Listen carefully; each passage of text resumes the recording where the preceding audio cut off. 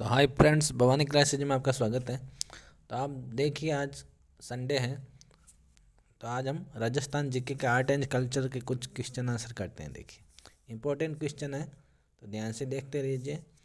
देखिए, राजस्थान के art and culture में से ज़्यादातर एग्जाम में आते हैं। तो देखिए, गोगा जी के थान किस वृक्ष के नीचे होते हैं? गोगा जी फ्रेंड्स वही है जो गोगा मेडी में जैसे मेला बढ़ता है, और एक ददरेवा चूरू में बढ़ता है। तो गोगा जी के जो थान है वो किस वृक्ष के नीचे होते हैं, किस पेड़ के नीचे थान होते हैं? तो खेजड़ी के पेड़ के नीचे इनके थान होते हैं। थान का मतलब है इनका जो एक मंदिर कह दो या जगह कह दो, वो गोगा जी का थान खेजड़ी के पेड़ के नीचे होता है। अब गोगा जी के नवमी कब आती है? गोगा जी का दिन कृष्ण जन्माष्टमी फ्रेंड्स होता है, उसके जस्ट अगले दिन होता है। कृष्ण जन्माष्टमी कब आती है? भादवे के अंदर जो कृष्ण पक्ष है उसकी अष्टमी के दिन, क्योंकि जन्माष्टमी है, नाम ही अष्टमी है, तो एक तो तिथि क्या होगी? अष्टमी होगी। कृष्ण है तो कृष्ण मतलब एक शुक्ल पक्ष होता है, एक कृष्ण पक्ष होता है। कृष्ण पक्ष के अष्टमी के दिन भादवे के महीने में जन्माष्टमी आती है, और उसके अगले दिन नवमी के दिन गोगा नवमी आती है। जब हम गोगो जी बनाते हैं, शायद आपके घर में बनाते होंगे, राजस्थान में गोगो जी बनाते हैं, ऐसे मिट्टी के कुछ बनाते हैं, तो उस पे सिंदूर या कुमकुम से ऐसा कुछ खीर या पूड़ी ये कुछ करके चढ़ाते हैं, वो गोगो जी होते हैं। तो कृष्ण जन्माष्टमी के अगले दिन गोगा नवमी आती है।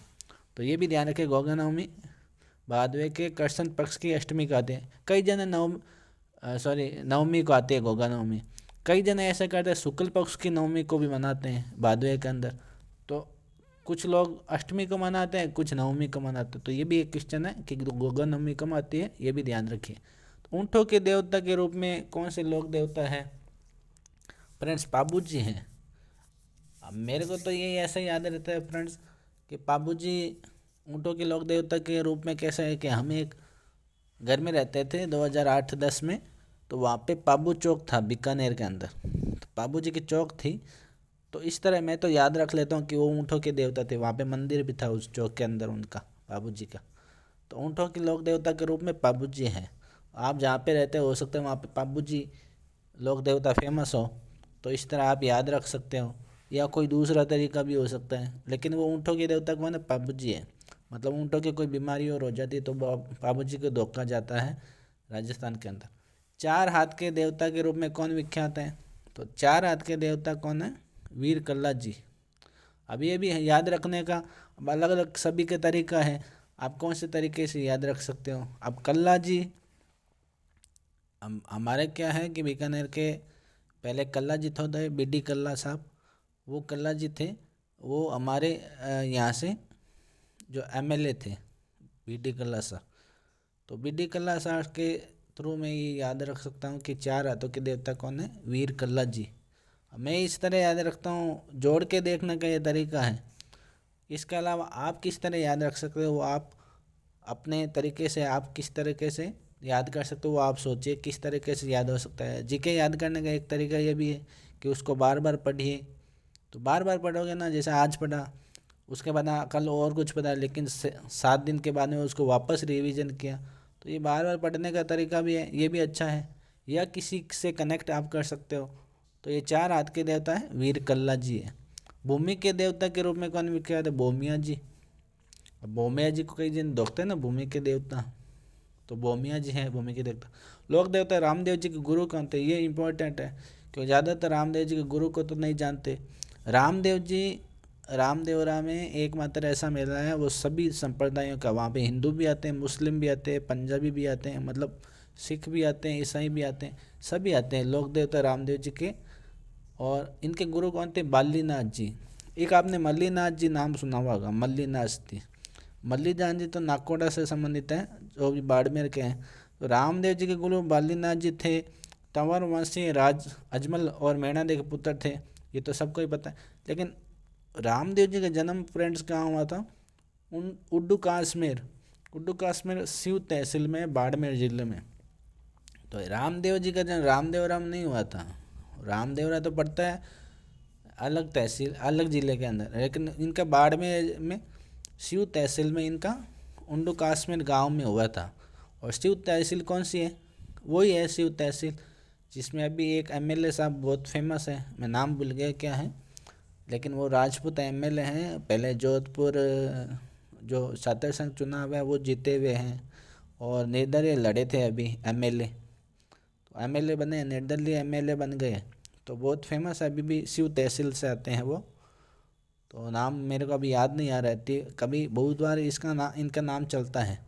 जवान है बहुत ही, मतलब युवा है, सबसे युवा एमएलए में से गिने जाते हैं। तो सबसे युवा एमएलए एक तो वो कोलायत वाले हैं, देवी सिंह भाटी के लड़के, और एक ये जो अभी बता रहा हूँ शिव तहसील से, अब मेरे को नाम उतर गया दिमाग से, वो अब देखना क्या है। तो रामदेव जी का जन्म वहाँ हुआ था, इन्हीं मल्लीनाथ जी के समकालीन माना जाता था, मतलब बालीनाथ जी को मल्लीनाथ जी के समकालीन माना जाता, मतलब एक ही समय में ये दोनों हुए थे।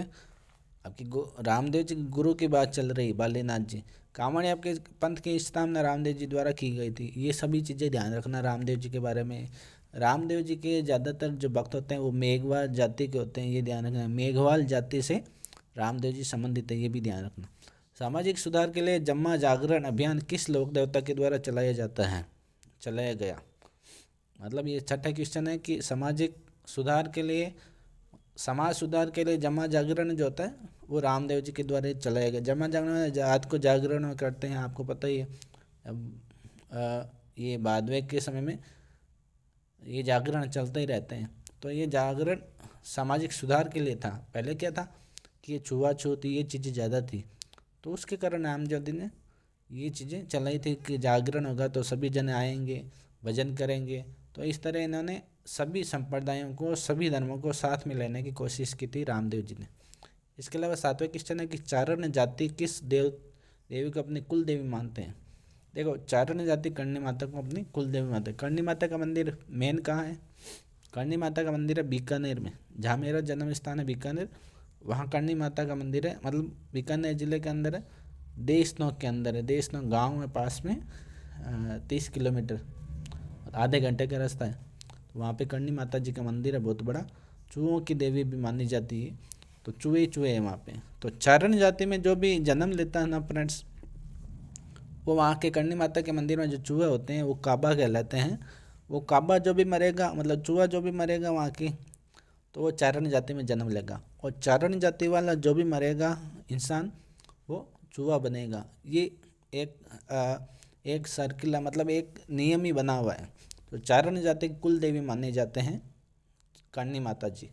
8वां क्वेश्चन आपको बता ही दिया, चूहों की देवी है करणी माता।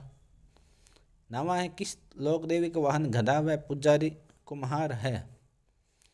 आपको पता है गधे की पूजा कब की जाती है? जब वो अम्बासेड़ा बनाते हैं, मतलब कल का खाना बनाते हैं वो आज खाते हैं, ठंडा, जिसको संडा भी कहते हैं, बासुड़ा भी कहते हैं। इसलिए शीतला माता जो है वो लोक देवी वाहन गधा किनका है? शीतला माता का है। गधे की पूजा भी उस दिन करते हैं। ठंडा आता है शीतला अष्टमी को, तो शीतला अष्टमी आती है जब हम ठंडा बनाते हैं। और उनका मेन मंदिर कहाँ है? उनका मेन मंदिर, एक बार एक मूवी है बंजारन मूवी है, उसमें ऋषि कपूर होता है, आपको याद हो तो ये याद करने का तरीका। बंजारन मूवी के अंदर एक शुरू में गाना आता है, ऋषि कपूर एक अपनी गाड़ी लेके कोई रोड के साइड में रुकता है, लंबी सारी सीढ़ियाँ हैं मंदिर में, उस मंदिर में फिल्माया गया वो सीन, वो गाना होता है। मेरे को गाना याद नहीं आ रहा। वो जो सीढ़ियाँ लंबी सी है, ऊपर नीचे से ऊपर तक जाती है, वो उनका माता जी का मंदिर, शीतला माता का मंदिर जयपुर के पास में है। तो वो गधा उनका वाहन है और पुजारी कौन? कुम्हार है। इसके अलावा वीर कल्ला जी के गुरु कौन थे? वही वीर कल्ला जी, 4 भुजाओं के देवता भैरवनाथ जी इनके गुरु थे। इसके अलावा लोक देवता रामदेव जी का जन्म कहाँ हुआ? अभी बताया था, उंडू काश्मीर बाड़मेर में, शिव तहसील के अंदर। तो उंडू काश्मीर बाड़ गांव में हुआ था, शिव तहसील में हुआ था, बाड़मेर जिला है रामदेव जी का, वहाँ हुआ था। अब जबकि रामदेवरा कहाँ है? वो बाड़मेर ज़िले में नहीं है, वो जैसलमेर ज़िले में है रामदेवरा तो, जबकि इनका जन्म बाड़मेर ज़िले में हुआ था। इसके अलावा अगला जो क्वेश्चन है वो है कि लोक देवता गोगा जी के गुरु थे। लोक देवता गोगा जी के गुरु कौन थे? गोरखनाथ जी। तो गोगा जी वही गोगा नवमी मनाते हैं, गोगो जी बनाते हैं। तो आप अच्छी तरह याद रखें कि ये गोगा जी क्या होते हैं। तो यदि आपके घर में पूछते हैं गोगा जी तो आपको याद रहेगा वही गोगा जी वही है, वही गोगा मेडी वाले गोगा जी है, ददरेवा वाले गोगा जी भी वही है। और गोगा जी के गुरु कौन थे? गोरखनाथ जी। इसके अलावा लोक देवता तेजा जी का वाहन है, घोड़ा है, मतलब ज़्यादातर देवताओं के वाहन घोड़े ही हैं। तो तेजा जी वही है। वो जैसे फसलें जब उगाई जाती है ना फ्रेंड्स, जब भी तेजा जी को याद किया जाता है। एक फसलों के लिए एक गाना भी आता है, जब फसलें उगाई जाती है तेजा जी का एक गाना भी है, वो तेजा जी का आह्वान किया जाता है, उस समय बुलाया जाता है। तो वो तेजा जी का वाहन क्या है? घोड़ा है। उन्होंने गायों की रक्षा भी की थी तेजा जी ने, तो वही तेजा जी है। हालांकि गायों की रक्षा तो बहुत सारे बाकी लोगों ने भी की थी, तो इसलिए ये याद रखने वाली चीज़ें हैं। इसके अलावा 14वां क्वेश्चन, रामदेव जी के भक्तों द्वारा गाए जाते हैं ब्यावले। अब अलग अलग भक्तों द्वारा अलग अलग गाने जो भजन गाए जाते हैं ना, वो अलग अलग कहलाते हैं। रामदेव जी के भक्तों द्वारा गाए जाते हैं वो ब्यावले कहलाते हैं, उनके भजनों को ब्यावले बोला जाता है। इसके अलावा लोक देवता पाबू जी का जन्म स्थान है, और पाबू जी वही पाबू चौक वाले। पाबू जी कौन से किस देवता है? इसमें पूछा जन्म स्थान कौन है, वो तो पता लग ही जाएगा, लेकिन पाबू जी किसके देवता हैं? ऊँट के, घोड़े के या गाय के? तो पाबू जी के ये याद रखना है, पाबू जी ऊँटों के देवता है, वो ऊपर हमने क्वेश्चन पढ़ा था। लोक देवता पाबू जी का जन्म स्थान कौन सा है? ये कोल्लू मंड है, फलोदी में। कोल्लू भी कहते हैं, कोई कोल्लू मंड भी कहते हैं। तो कोल्लू मंड फलोदी के अंदर है लोक देवता पाबू जी का जन्म स्थान। ये तो इम्पोर्टेंट क्वेश्चन है 15। अब रोज़ कोशिश यही रहेगी कि 15 क्वेश्चन अपन रोज़ करते रहें इसके संबंध में।